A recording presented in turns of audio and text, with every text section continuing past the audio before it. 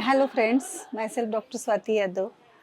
आज आपल्या व्लॉगमध्ये आपण तेल कसं निर्माण करतात किंवा तेल कसं वापरायला पाहिजे किंवा आता थंडी दिवसात बऱ्याच लोकांना असं हे असते की मॉइश्चरायझर लावू का तेल लावू, कुठल्या टाईप्स लावू आणि माझी स्किन टाईप काय आहे आणि कुठलं तेल वापरायला पाहिजे, या सगळ्या गोष्टींविषयी आज आपण चर्चा करू. माझे पेशंट बऱ्याचदा मला विचारतात की थंडी दिवसात त्वचा कोरडी होती, मग मी कुठल्या प्रकारचं तेल लावू, म्हणजे तेल लावू का क्रीम लावू. तर माझं रिकमेंडेशन त्यांना हेच असते की तुम्ही तेलाचा वापर करा. म्हणजे कोणत्याही क्रीममध्ये थोड्या प्रमाणात तेल असते, पण बाकीचे पेट्रोलियम प्रॉडक्ट्स त्याच्यामध्ये वापरलेले असतात. त्यामुळे मॉइश्चरायझेशन जे तेलाने होणार आहे ते कुठल्याही प्रकारच्या क्रीमनी किंवा लोशननी होत नाही. म्हणजे आता पूर्वी लोकं फक्त तेलाचाच वापर करत होते, तेव्हा हा ऑप्शनच नव्हता. तेव्हा ऑब्व्हियसली ते वापरलं जायचं. पण आता लोकांना असं वाटतं की तेल हे फारच वापरायला वियर्ड आहे किंवा फार तेलकट कसं तरी होते आणि ते नसेल करायचं, तर मग म्हणून क्रीमचं जास्त इन्व्हेन्शन झालंय आणि त्याच्याबद्दल लोकं जास्त आता आपुलकी बाळगतात. अभ्यंगाचे आयुर्वेदात फार फायदे सांगितलेत. म्हणजे कोणत्याही ठिकाणी तुम्ही तेल लावत असाल, तर ते तेल तुमचं पहिलं तर वातशमन करणार आहे. त्वचेची स्निग्धता वाढवणार, त्वचेची चमक वाढवणार आहे आणि त्वचेचं ओव्हरऑल आरोग्य जे आहे ते चांगलं करणार आहे.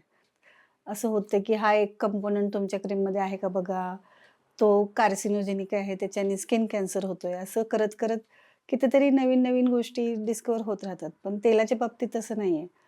तेल हे तुम्ही कुठल्याही प्रकारच्या कंडिशनमध्ये जर वापरलं, तर ते तिथला जंतुसंसर्ग कमी करायला सगळ्यात पहिले महत्त्वाचं असते. अभ्यंग तेल आमच्या इथं आम्ही बनवतोय, ज्याच्यामध्ये तेलाचा बेस आहे आणि त्याच्यामध्ये बरीचशी अशी औषधं आहेत, जी की चंदन, बला, लाक्षा, ज्येष्ठमध, मंजिष्ठा, हरिद्रा, ह्या सगळ्या गोष्टी त्याच्यामध्ये ॲड केल्यामुळं त्यांचे गुण अजून एन्हान्स झालेत आणि ते अजून जास्त डीपपर्यंत जाऊन जास्त दीर्घकाळापर्यंत त्वचा स्निग्ध ठेवायला मदत करते. म्हणजे बऱ्याच लोकांना प्रश्न पडतो की हे मग लावायचं कधी?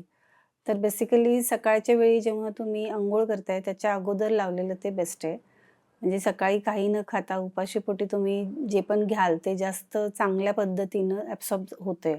जसं की च्यवनप्राश सकाळी खायला सांगतात, तसंच तेल जर सकाळी लावलं तर ते जास्त चांगल्या पद्धतीनं ॲब्सॉर्ब होते आणि त्याच्यानंतर जर अंघोळ केली किंवा गरम पाणी वापरलं तुम्ही, तर ते त्याचं स्वेदनाचं पण काम करते. त्यामुळं ते जास्त स्किनला अजून सॉफ्टन करायला मदत करते. त्यामुळं नॉर्मली जे पण तुमच्याकडं घरात एखादं वाटी घेऊन त्याच्यामध्ये ते तेल काढून कोमट करून ते तुम्ही व्यवस्थित अप्लाय करायचं आणि जेव्हा आपण स्किनला खालून वरच्या दिशेने अप्लाय करणं अपेक्षित असते टुवर्ड्स हार्ट, म्हणजे ब्लड सर्क्युलेशन आपलं तसं जास्त वाढायला पाहिजे म्हणून. आणि चेहऱ्यावरती जे काही आता बरंच डिटेलिंग केलेलं असतं त्याच्यातलं कुठला पण तुम्ही रेफरन्स घेऊन कुठल्या मसलला कसं करायचं याच्या पद्धतीनं ऑइल ॲप्लिकेशन करू शकताय. ही अभ्यंग तेल आम्ही जे बनवतोय ते मी या वाटीत घेतलंय. ते मी थोडंसं तुम्हाला लावून दाखवते. म्हणजे ते त्याच्यात भरपूर औषधी तेलं आहेत, त्यामुळं ते इतकं छान स्निग्ध असं झालंय आणि ते जसं तुम्ही व्यवस्थित ॲब्सॉर्ब होईल स्किनमध्ये, तसं स्किन एकदम ग्लो होती छान. आणि त्याच्यानंतर जर तुम्ही उठण्याचा वापर केला, तर ते जास्त दीर्घकाळापर्यंत टिकतंय. उटणं पण आम्ही बनवतोय. जर तुमच्याकडं हे अवेलेबल नसेल, तर तुम्ही तुमच्या घरातलं मुलतानी माती किंवा बेसनचं पीठ किंवा मसूरचं पीठ यापैकी कशाचाही वापर करू शकताय. फक्त ते यूज केल्याने म्हणजे साबणामुळं जो ड्रायनेस येणार आहे तो येणार नाही आणि स्निग्धता जास्त काळ टिकून राहील तुमच्या त्वचेमध्ये. आणि अभ्यंग तेल जर नसेल तर तुम्ही ज्यांची ड्राय स्किन आहे, ज्यांना पित्ताचा त्रास होतोय, गरम असते त्यांची त्वचा, ते खोबरेल तेल वापरा आणि इतर लोकांनी तिळतेल वापरायला काहीच हरकत नाही. तिळतेल इझिली अवेलेबल असते आणि ते तुम्ही रेग्युलरली यूज करू शकता. आता सध्या आपल्याला असं वाटतं की नवीन जी तरुण पिढी आहे, ते सगळे एकदम वेगवेगळ्या प्रकारचे कॉस्मेटिक प्रॉडक्ट्स वापरतायत जगभरातून, कोरियन ब्युटी प्रॉडक्ट्स वगैरे, वगैरे. पण त्यांना तेलाविषयी तेवढी माहिती नाहीये, त्यामुळं ते तसं वापरत नाहीत. मग ही आपली जबाबदारी आहे की आपण आपल्या नेक्स्ट पिढीला त्याचं महत्त्व समजावून सांगलं पाहिजे. त्यासाठी आपण स्वतः पहिले ते वापरून बघितलं पाहिजे आणि दीर्घकाळ आपण त्याचा वापर केल्यानंतर त्यांना आपसुकच त्याच्याबद्दल उत्सुकता होईल की हां, हे आपण वापरून बघितलं पाहिजे. हे सगळ्याचा सारांश असा की ज्यांची ड्राय स्किन असेल त्यांनी खोबरेल तेलाचा वापर करावा.